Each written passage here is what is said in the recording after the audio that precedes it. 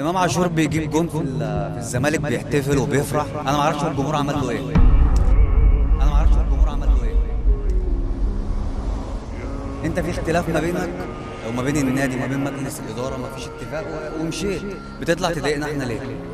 يا راجل جون في الزمالك بيحتفل وبيفرح، بتطلع تضايقنا احنا ليه؟ يا راجل ده جاب جون في المحله بيعمل لهم كده وبيعمل لهم كده طب واحنا يعني الزمالك عمل، جمهور الزمالك عمل لك ايه يعني؟ مش فاهم انت ليه في كل مره حاطط نفسك مع الجمهور يعني؟ احنا مش كارهين، بالعكس احنا قلنا خلاص احنا كنا عايزينك زي ما انت كنت عايز.